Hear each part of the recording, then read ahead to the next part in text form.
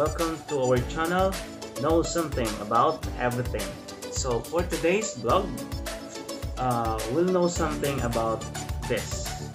Okay, so this is a replacement battery for my laptop.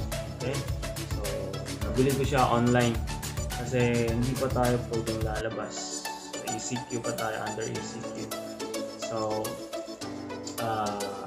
try natin if okay lang ba siya sa laptop ko, kasi in order ko to, tinignan ko talaga yung kung ano yung brand saka model.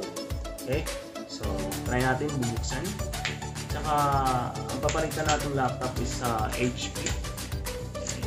Saka ito yung laptop na to, malaki, mabigat. Ang laki niya, 17 inches. Okay, so this is HP. Look at this.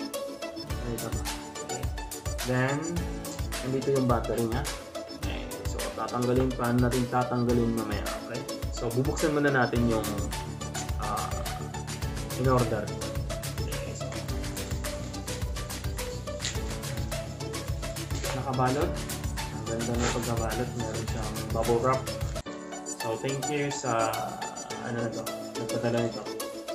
So try natin buksan. So naka-box talaga siya. At saka meron siyang foam. Okay. It's good. Then meron siya dito. Meron siyang manual. Ito. Saka ito yung battery. Pero bukas na. Okay, nakabukas na siya. Baka tunes na siya. Tunes na siguro to ng seller. Kung okay ba siya. So, try natin if sakto sa battery ko. Okay. Sakto sa laptop, I mean. So, ito siya. Isang replacement battery. Babasahin ko. Yun. Ilang ano ba to? Bakit walang ano?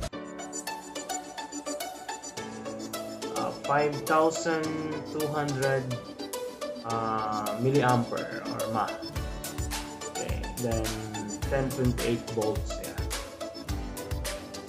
So tingnan natin kung kasya dito sa laptop.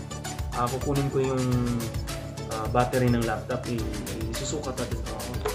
Ito na yung lumang battery. So yung lumang battery ko is nasa 4,200 mAh. So mas ano siya, ito 5,000. So sukat natin, pareho ba? Okay, tingnan natin. Oh, parang mas malaki yata. Parang mas malaki yata itong isa. Or isa, kasya ba? Sakto. Tingnan natin. Okay, so dito na lang natin isusukat or ilalagay sa sa laptop. Okay, tingnan natin yung kasya. So sana gagana to. Okay, sana gagana siya.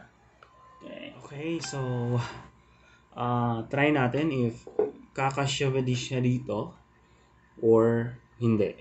Okay, sana hopefully kakasya. Ito yung luma. So ganito lang yung pag-ano niya. Una, so ganito yon. Babalik natin. So saktong-sakto siya. Okay? So pag tatanggalin natin yung battery, push lang natin to. So hanapin niyo yun sa laptop nyo. Meron yun siyang lock. Okay? Push ninyo. Pagka push niyo yan, tatanggal yan. Okay? Okay? Bubuka at matatanggal na. So, dali, di ba? Okay? So try natin nilalagay itong bago. Okay, replacement to siya. Okay lang kaya. Sige, try natin. Sana okay lang siya. At gagana. Okay. So, wait nyo. Then, oops. Parang medyo, oh my god.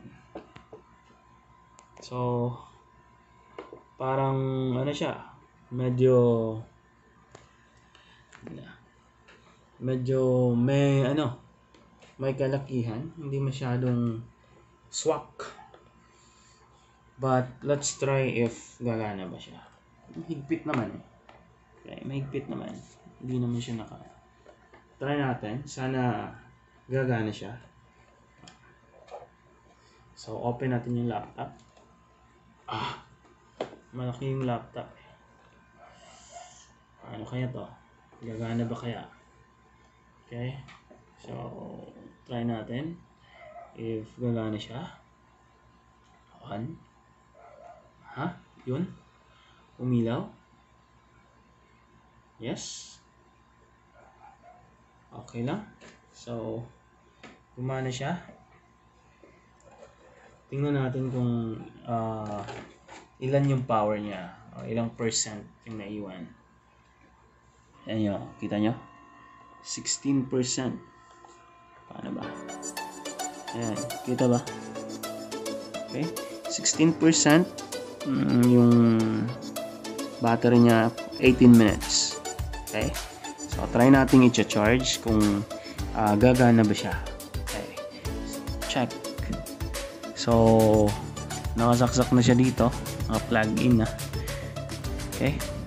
So, sana magtagal. Kasi itong isang battery ko mga mga isang oras or hindi nga aabot ng isang oras namamatay na siya. Okay? So, then masyadong mainit yung laptop ko. Ang tansya ko dahil sa battery. So, try natin kung ang battery na to is okay siya. Kung hindi ba siya iinit. Okay? So, sinabi dito, meron siyang 1 hour and 45 minutes until fully charged. So, hintayin natin ng 1 hour and 47 minutes para matest ko siya kung gaano siya katagal. Okay? Gaano magtagal ang battery na to. Okay?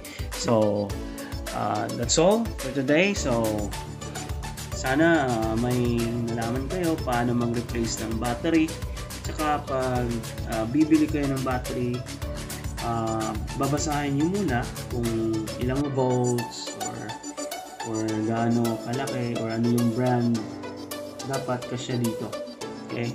Kasi masyadong hassle if nagkakamali tayo, babalik na naman tayo sa store or if possible, tatanggalin nyo na lang ito.